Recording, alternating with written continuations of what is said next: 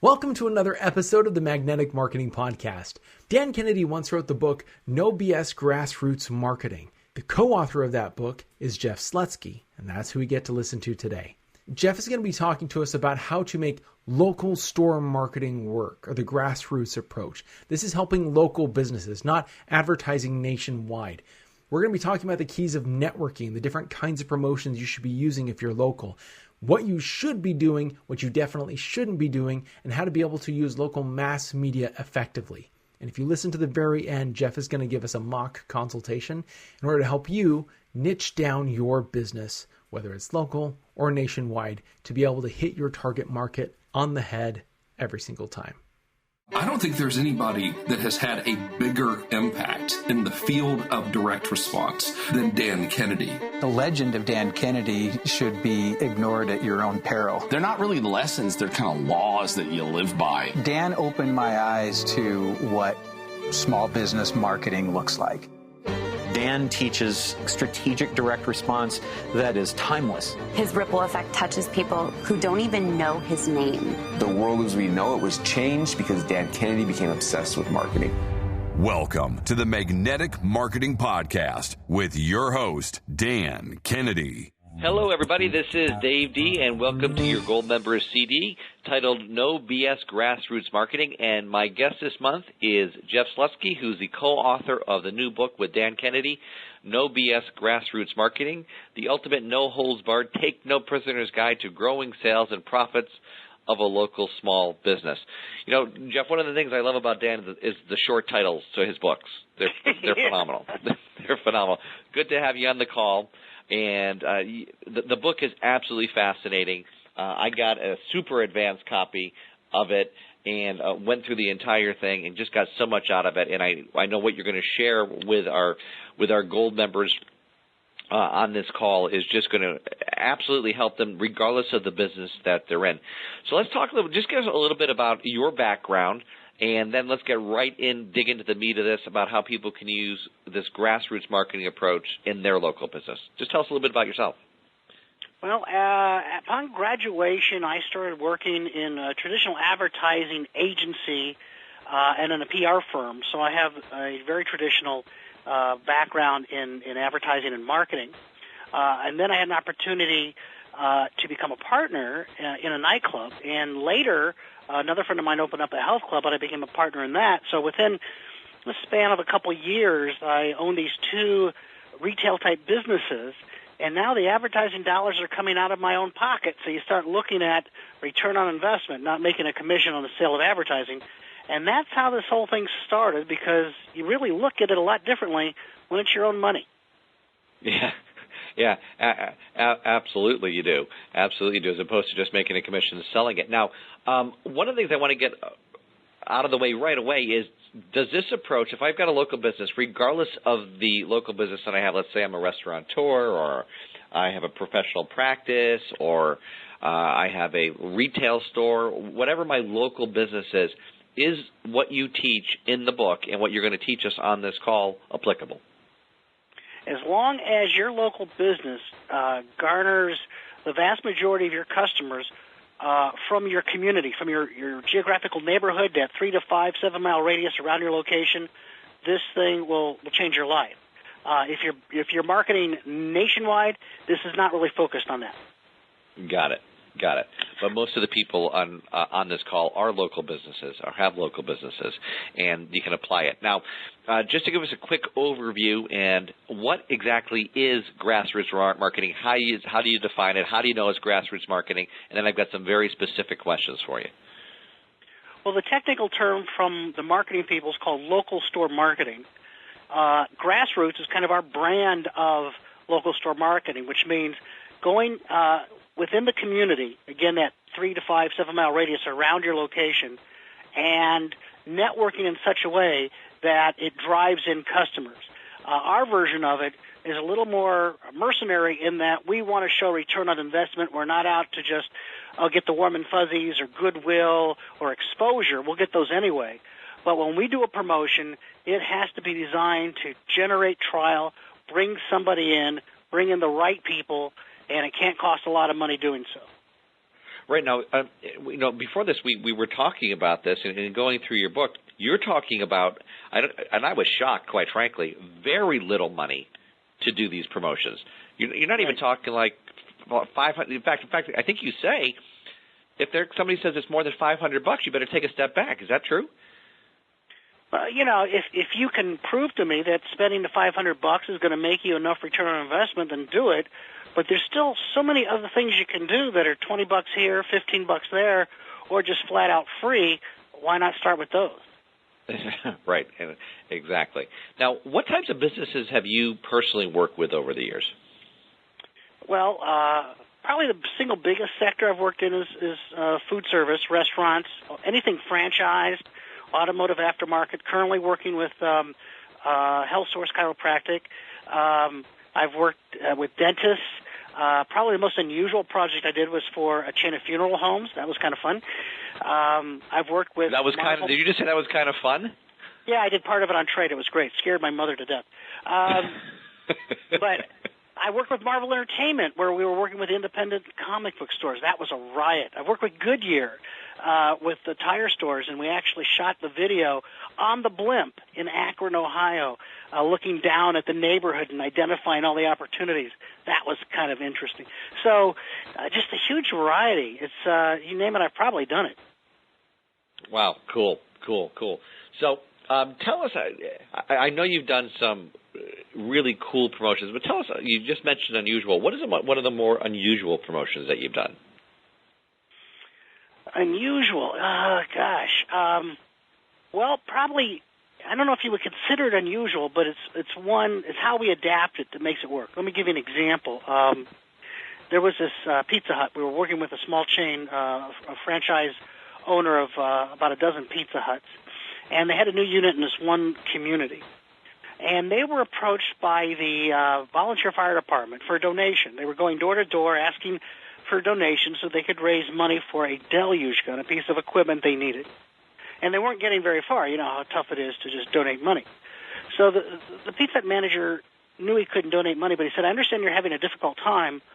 What if I was to be able to provide for you an opportunity to raise all the money you need? The downside of this is you guys are going to have to go out to the community and work.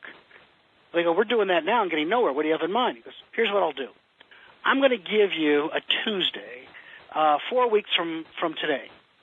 On that Tuesday, I have to report to my boss $1,000 in sales. That's what I usually do on a Tuesday. However, after that $1,000 in sales, I will give you 50% of every dollar that comes in the door. Now, if you don't do anything, I'm going to make my $1,000 and you're not going to make anything. However, if you go out to the community and get everybody in town to come to my Pizza Hut on that Tuesday, you can raise all the money you need to buy that piece of equipment. Does that sound like something you guys would be interested in? They go, absolutely. So they have posters and flyers printed up, which they got donated from a local quick print shop. They hand them out. They put up posters in all the downtown area businesses, including a McDonald's 2 blocks away from the Pizza Hut. They go to these apartment complexes and start they had these huge signs that say no soliciting. Well, guess what these guys did? I mean, who's going to stop the volunteer fire department from handing out flyers? They got exposure in the radio. They got the newspaper to say some blurbs. They got people to put on the marquees. The week before the event, on a Saturday, they come out with their fire truck with the lights going and the Dalmatian, hand out flyers in the parking lot. The only thing the Pizza Hut manager did to promote the event was on his marquee. He mentioned it about a week out and put a little table tent up, so not very much cost. On the day of the event, the volunteers show up in uniform. They wait tables and wash dishes. Now, hundreds of people go to this Pizza Hut for the very first time. After they get their normal $1,000, of course, they're donating money, 50%. Now, what you need to know is in this business, they run about a 50% food and labor cost. So 50% is not going to cost them, not going to make any money beyond that, but it's not going to cost them anything. However, there's about 200 people who walk in the front door who had never been there before, who've paid full price to buy the pizzas, even though money is being donated. The consumer's paying full price. They're trying the product out, and hopefully they convert those to regular customers or a significant percentage. The interesting thing about this promotion is the following. One, who does all the work? The volunteer fire department. what would it cost that Pizza Hut guy in advertising dollars to generate 200 new trials in his restaurant? And if he spent the money, he'd probably have to do a coupon to get them in. If they come in off of a coupon, that means he's discounting to begin with. They're going to wait for a coupon when they come back. Here they are paying full price. It wasn't a coupon or a price drop that drove in those particular customers. It was the fact they were doing something for the community. The only thing they didn't do that I would have suggested they did do is a bounce back certificate, which is thank you for coming to our fundraiser. Here is a certificate for you. Come in within the next week or two, order any pizza, and another $1 will be donated to the volunteer fire department, compliments of the local fire department, so they could get them back one more time and more money goes to the charity. But again, what is it worth to drive in those customers who could potentially become regular customers to them? So huge return on investment. Plus, on top of that, the extra credit was the exposure to the newspaper they got and all the goodwill they got in the community. But that wasn't the main thing they were going for. They're going for customers in the front door. That's the difference between grassroots marketing and traditional local store marketing. Yeah, absolutely. So the warm fuzzies, as you put it, come as a byproduct of getting the customers, but they get that, but they also get a return on investment as opposed to sponsoring the firemen's softball team and having their name on the uniforms. Just brilliant, really, really cool too. And again, a strategy that someone can take. That's just one of the strategies in the book, but a strategy that someone can take and use. Immediately. If you've got a restaurant, my goodness, take it and use it. I mean, like next week, get that thing started. Yeah. But now, keep in mind that the minute people hear what I just described, a lot of people will say, yeah, I'm doing that.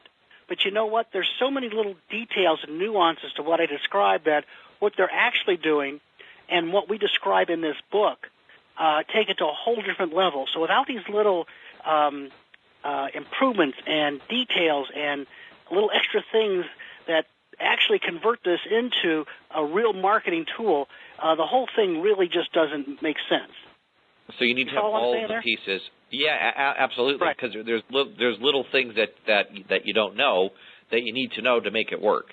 Because on the surface it looks like it's still simple, but there are little details you need to know. And again, one of the things that you constantly talk about, Jeff, is the importance of using existing relationships and setting up local promotions. Talk a little bit about that. Well, again, with more traditional local store marketing, the stuff that the big chains sends out the big manual to all their franchisees and say, go out and do this stuff, they expect them to go make cold calls. It takes too much time, and you know what? People running retail restaurants or service providers within a community, they're not salespeople generally. That's not their comfort zone.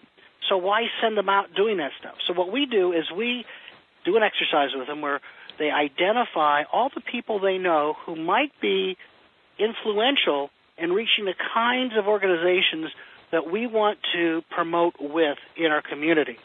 So you identify who you know from work, who you know at church, who you know in organizations you belong to, the school where your kids go, who does your staff know, and you just kind of go around this circle we have in this exercise.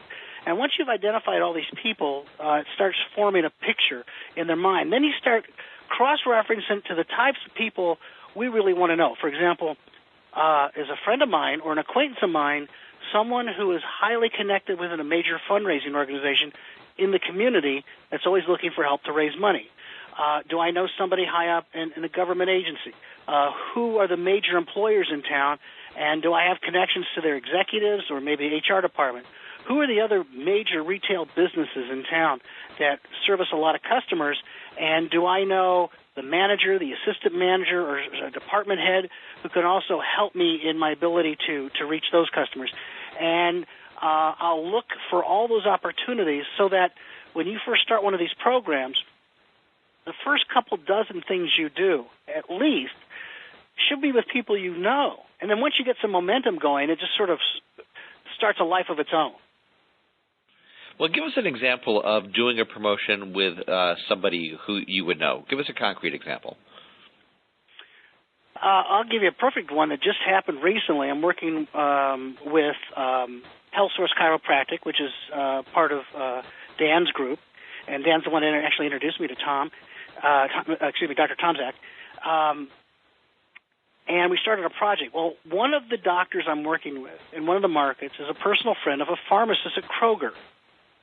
So he suggested, hey, how would you like to provide each one of your pharmacy customers a special certificate good for a free exam? We have these 17 points we work on. It's about $180 value. Free compliments of the Kroger pharmacy and you. He said, great. We print up the certificates. For a 2-week period, he's going to bag stuff them or staple them to the outside of the bag for each customer of the pharmacy. So free distribution, wow. Tremendous credibility, but it was a personal relationship that allowed him to get that set up in a little bit of time, and obviously the cost of just some quick printing. Okay, I'm listening to that though, Jeff, and I'm saying, okay, but how do you get that approved through corporate? I mean, God, that must have been what do you mean you don't? You don't want to approve through corporate. I mean, first of all, there's no cost. In most cases, anybody can do anything they want to as long as there's no cost involved. The minute you ask for money, then they got to talk to corporate. Now, some people will use talking to corporate as an excuse not to do it, which means we didn't explain it right, or they just don't want to do it. But when you say, hey, I have a benefit here. I have a $180 voucher that's going to get your person this service absolutely free because you happen to be a customer of the pharmacy. Don't you think that's going to make them more loyal toward your business versus a competitor? Or I can get you a half off on a dinner, or I can save you $10 on an oil change, or whatever it might be. Those are values to your customers. Got it. You know, and one of the things that I love about your approach, this grassroots approach, is really everybody wins in this deal. So Kroger wins, for example, in this one, because it makes them look good that they're giving out something of value. The doctor wins because obviously they're getting new people in the door, and obviously the consumer wins because they're being introduced to something great. And I love it. It's simple, but it's effective. Now, you do you talk about in the chapter that discusses events types of promotions, which is something that a lot of people don't even think about doing, big events type of promotions. You talk about using musical parodies. Tell us a little bit about that. Okay. Well, this is for a larger organization, but I'll be happy to share it with you. I was approached to another, skill I have is my ability to write parodies. And I've been doing it since high school, and I actually get paid to write these shows. And I'll tell you one of the first ones I did was I was approached by a client of mine.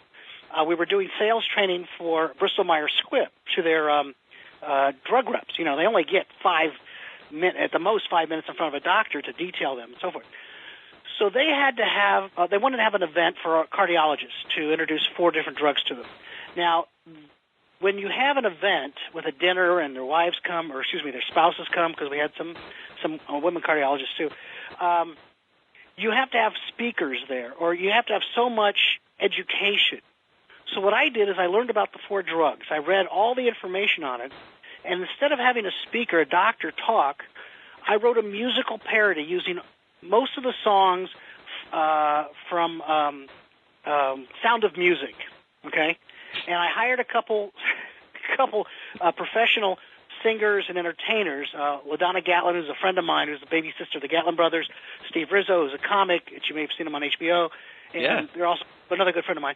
And so they do their shows, and then they did this 20-minute with 8 songs, all about the content of the songs. The rhymes are all about the technical information about the drugs, so that they didn't have to have a lecturer there.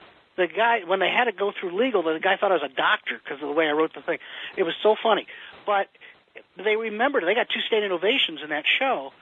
So that's the difference between some of these lackluster kinds of events people put on and this show. Now, granted, it's more expensive, but it has a tremendous educational value and sales value. And, of course, everyone wanted recordings of it and the scripts and so forth. But what is it worth to a company like this major drug company to have 100 cardiologists in one room at one time? That's what we were able to do with this. Wow. Very, very, very cool. Very cool.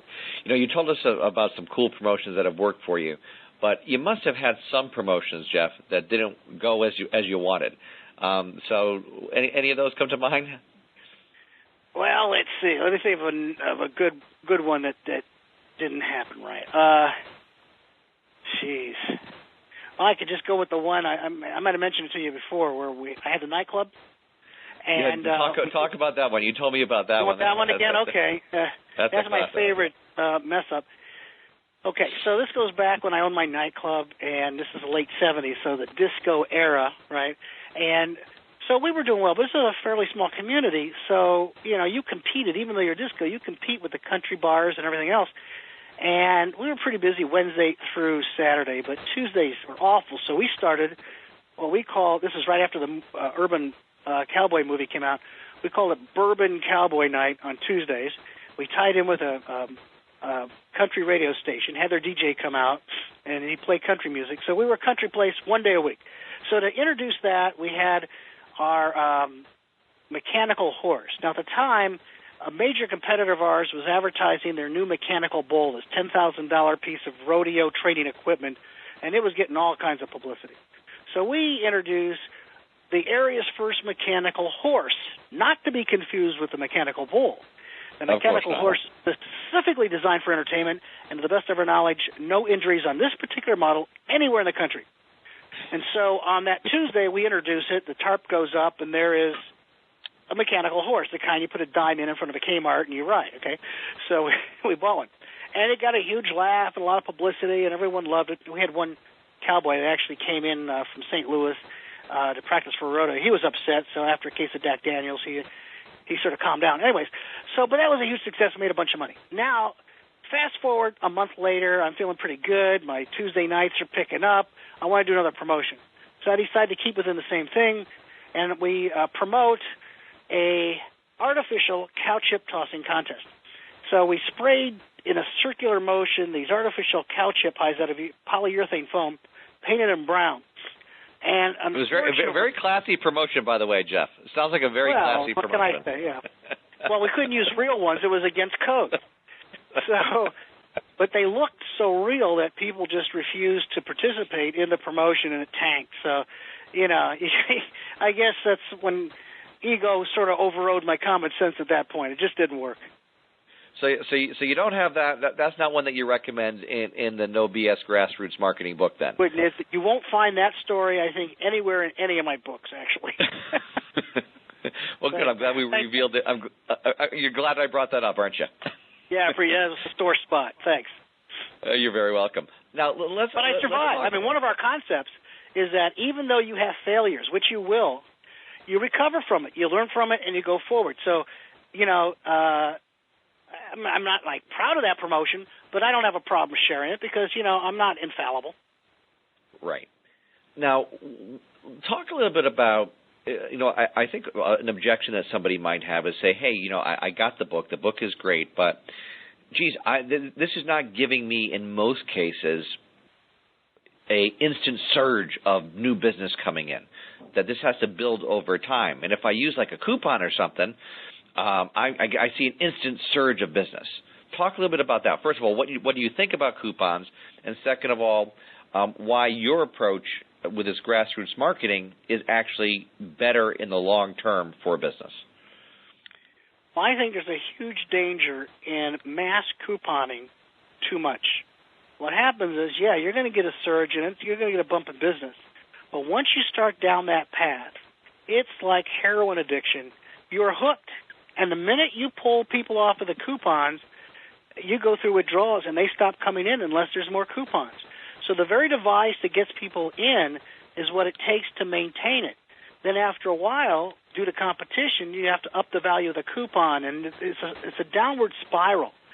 So remember, who are the people that respond to mass couponing? Those are coupons you would see in the newspaper.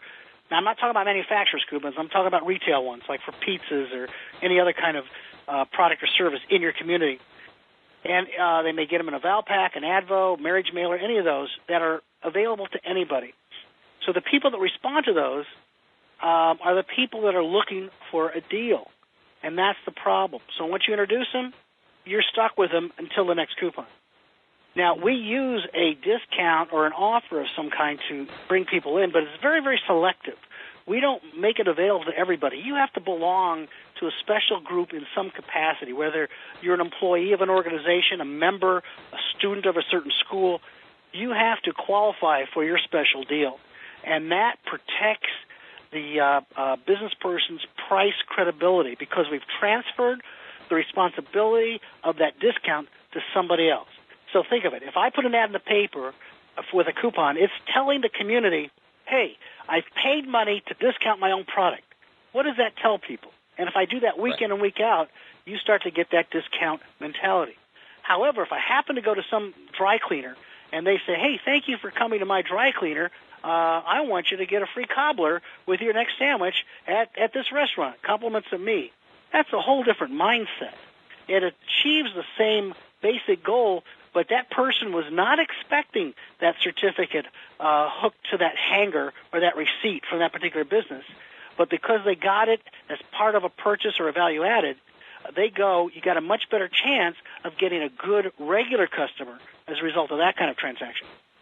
Well, yeah, absolutely, because also I just thought about this. The person who gets the certificate or the coupon or whatever, for example, from the dry cleaner, they don't know that the dry cleaner, didn't pay for it or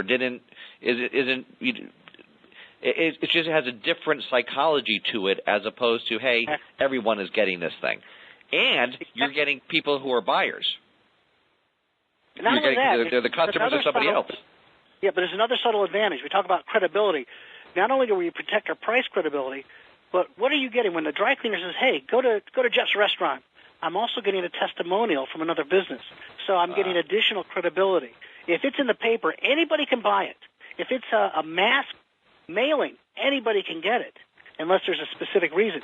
But with these kinds of promotions, not only are they offensive in that it reaches customers, it's defensive in that I don't have to give away the store. I'll give away a free one once in a while if it's going to generate some new customers for me. But I can't do it to everybody. Otherwise, it will totally destroy the price credibility in my business. So, one of the concepts that you teach, which is really, really cool, and you kind of alluded to it here, is having like-minded businesses kind of form a group. So you've got the dentist and the chiropractor. Talk a little bit about that strategy, because that's something that someone can apply and get tremendous results from with very little cost involved. Well, that's where you work with non-competitive but like-minded kinds of people. We call this an advanced cross-promotion or group cross-promotion. And so where if, let's say, I have a chiropractic clinic and I want to work with a dentist, a podiatrist, a health club, and maybe a dietitian if I don't have one on staff, that kind of thing. And what I would do is we refer business back and forth. And you can do it a number of different ways.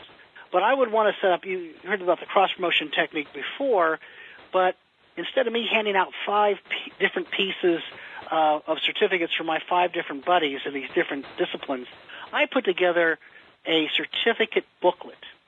Now, this booklet has a combined value of savings of, let's say, $300, $400, $500. Now you come into my chiropractic office, and I do my service and so forth, and I say, thank you for being my customer. Here's 5 businesses I believe in, dentists, podiatrists, and so forth, that will save you a lot of money for these valuable services. They do the same for me.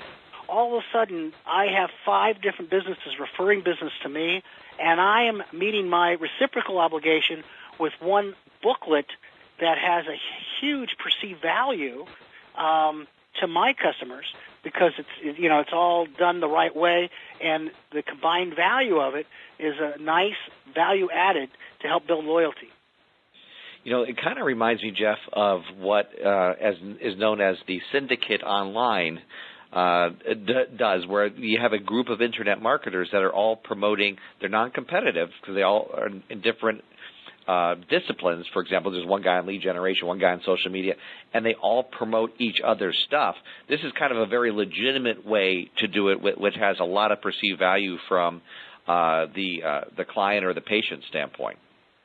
I'll tell you one other. This is kind of a wild variation of it. When I own my nightclub, I call it in-the-loop promotion. Now, with a nightclub, what do people do when they go out to nightclubs? They go bar hopping. It's a problem. So in my marketplace, you got like 30 choices. Well, I had 5 other buddies that also own nightclubs in my community, and we were competitors. Okay, we were competitors. There's no doubt that some people leave my place, go to one of theirs, and vice versa, or they go to some of the other ones. So we said, okay, why don't we do this? When they leave my nightclub, let's give them a certificate, a booklet, like I described before, only to one of the 4 other ones of my friends, and you do the same. I mean, I already got them for that night, so let's keep them in the loop, okay? So I combined with even though they're competitors, we sort of carved off an area and tried to keep them away from the other 15 competitors so we could all come out ahead. So sometimes you can even work with a competitor to mutual advantage. And that's very subtle and very has a very limited, I think, application, but I just thought I'd toss that out. Wow, it's a beautiful strategy, though. I mean, it really is. And again, one of the things that Dan always teaches is, what winners do is they think about, geez, how can I apply this to my business? While what people who are struggling will do, or people who are not successful, will immediately say, well, this isn't going to work for my type of business. So maybe that particular promotion that he just explained doesn't fit perfectly, but how can you engineer it? Some of the other things that he's talked about here. Let me ask you, one of your listeners will do that, and then I can put it in my next book. Absolutely. Yeah. So, I love that strategy. And if somebody owns more than one business. Like, for example, my favorite restaurant in the world is literally here in Chicago. It's called Alinea. And the chef owner also owns a bar. Well, I shouldn't even say a bar. A very nice bar and another restaurant. So when you're at Alinea, which is going to cost $400 or $500 a person to go to dinner, they're talking about, well, what are you doing after this? And then they direct you over to his other place. And then when you're there, they talk about his other restaurant. So if you own more than one business, again, very, very applicable. Let me ask you this. What about for a small business person, what do you think about them using local mass media? Can they use it effectively? Is it something that they shouldn't be doing? Talk a little bit about that. I think local mass media can be extremely effective if you can find a way to get a return on investment. The key is there's no doubt that it's going to reach a bunch of people. So, number one, do you have a message that's compelling enough that if enough people hear it, it's going to bring people in to buy? And two, can you buy the media in a way that makes it effective for you? So, all that stuff's negotiable. And I have a lot of different strategies for, like, negotiating a radio buy. So, at $5,000, maybe that schedule is just not going to work for me. But it might work for me at $2,000. So my goal then is I got to find a way to convince my salesperson to sell me that schedule for $2,000 or to add enough stuff to make it worth my while. So basically, I reverse the sales process. So when I talk to media reps, I sell them. I know what I want, and I know what I want to pay for it to make it work for me. So then I have to use my sales skills to convince them to go back to their boss and tell them why they got to let me do this. Mm. So you're not against then using mass media, local mass media, as long as you're getting it at the price that's right for you, which is kind of surprising. Which was also surprising in another conversation that we had is your take on mass things like Groupon and Living Social and things like that. I asked you, hey, Jeff, well, what do you think about that? And I thought your answer was going to be absolutely don't do that. That was not your answer. Talk a little bit about that, because it was very, very surprising, and you gave a great answer as to how folks can use it and use it effectively. Well, to use something like a Groupon, it's all in the structure of the deal. So what happens all too often is that, first of all, you have to offer it at half price. Then you get half of that. So whatever you're offering, you're going to get, at the most, 25 cents on the dollar. So if you have an item or a service that costs you more than 25 cents on the dollar, you're going to lose money for everybody coming in the front door. And contrary to popular belief, you won't make it up in volume. However, if getting people in the front door allows you to convert them to becoming a regular customer, then it would make sense. Now, the offer itself, you may want to promote something where you have a higher profit. So instead of, I had a client last year, Moe's Southwest Grill, instead of offering an $8.50 burrito at half price, which means they're going to lose money when they get just a couple bucks for it, okay, If instead we promote catering, which is an area where we're really pushing hard, like $100 worth of catering for $50, that could be a little bit of profit. But not only that, you're identifying people that use catering services to that. That has a tremendous value, and you're not losing money from the transactions. So it makes more sense. You just have to think it through. But I mean, I get asked this, in my seminars, people ask me all the time, what is the best form of advertising? I get this question a lot. And my answer is, every form of advertising is good, and every form of advertising is a complete waste of money. It's all in how we use it. So I'm not going to say something is a total waste of money, because there's always someone that found a way to make it work because they found a smart way to buy it right or use it in a creative way that showed them a return on investment. And that's a lot about what you and Dan talk about in the book. No BS Grassroots Marketing is the correct way to use these things that, just because this is your area of expertise that most people, most business owners just aren't going to think of. So just that example about using the Groupon properly, because, I personally, I would tell my clients, hey, no, don't use it. It doesn't work. You're bringing in the wrong type of customer. But how you just explained it, well, now you are bringing in the right type of customer with it. So just very brilliant. What I want to do here is let's take a business example. Let's take a restaurant, for example, because you're very familiar with that. I mean, you've worked with dozens and dozens and dozens of different types of businesses. But let's take a restaurant, and what I'd like you to do, I'm going to put you on the spot here. You didn't even know I was going to ask you this. Okay. I want you to construct for me a simple grassroots marketing campaign. Now, so what would the pieces be involved? How would we go about it? Okay, I've got this restaurant. I've got an Italian restaurant in Alpharetta, Georgia. That's where I live. And there's a zillion other restaurants around me, Italian and otherwise.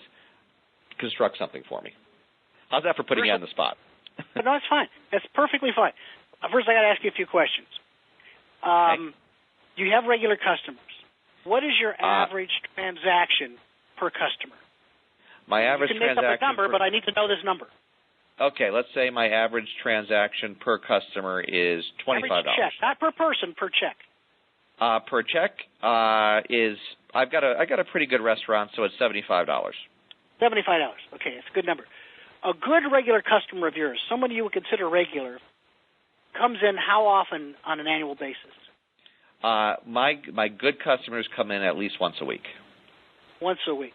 So the average regulars, once a month maybe? Yeah, once a month. Okay, so 10. So you're looking at roughly, I'm going to do rough numbers, a good regular customer to you is worth $1,000 a year. Is that fair? Yes, that's about right. Okay, $1,000 a year. So now I know what the person's worth to me. What am I willing to do to get those $1,000 people? That's the first step. Now, Here's another step. Somebody comes to my restaurant for the first time. They hear about it from a friend. They see my advertising, whatever. They try me out for the first time. What are the percentages, or what are the chances of that person becoming a regular customer? Or if 10 people come in for the first time, how many of them become one of those $1,000 people? Now, this we do through research, but you could guess. Okay, well, because I just got my gold membership with GKIC, and I'm following some of the stuff. I've been doing a pretty good campaign, so I've just started though. So 4 out of the 10 will come back. I've just started with 40%. Okay? 4 out of 10. Right. Good. So now my goal is, how much do I want to increase my sales? What am I shooting for this year? Well, what would you say would be reasonable, practical for me, Jeff? 25%. Something realistic. You got $1 million restaurant? You want to generate, let's say, an extra $200,000 from local marketing, right? That would be great.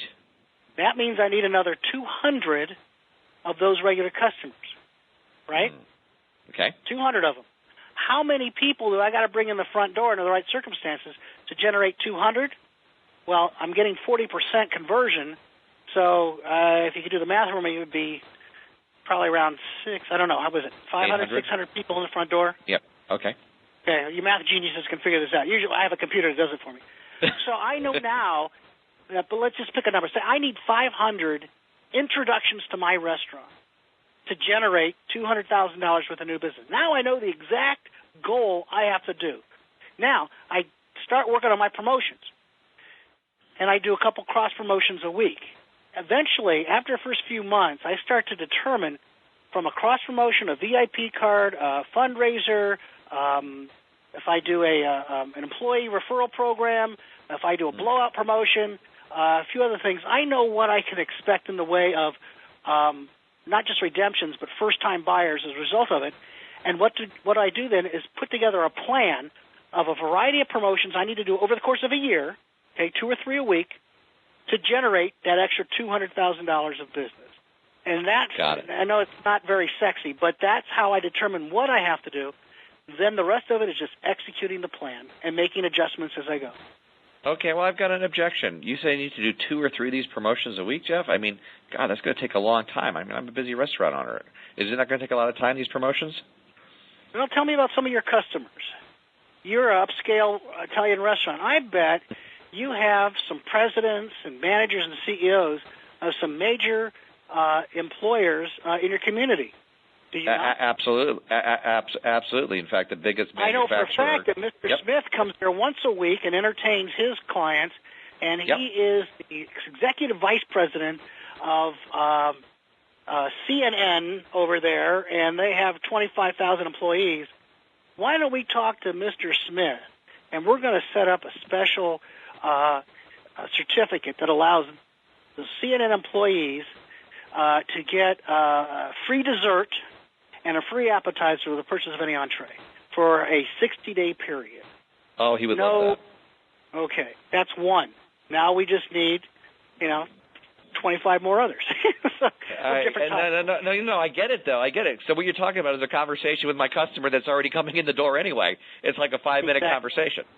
And it may not be a customer. I happen to know that one of your closest friends happens to be the youth pastor of your church, and they want to raise money for a mission to help some people, and you're going to help them do it because they're going to, on a certain day, you're going to donate after you do your normal sales, a percentage of sales to that effort, and they're going to go out and promote it for you.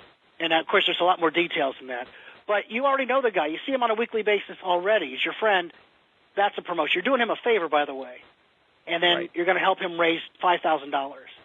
And it's going to generate new customers for you. Absolutely, and I'm going to get the free publicity and all kinds of good, just brilliant. I mean, so I put you on the spot. That was great. And Jeff, again, you're always great. You're always entertaining, and you gave so much value. We really appreciate it. So thank you so much for your time. My pleasure.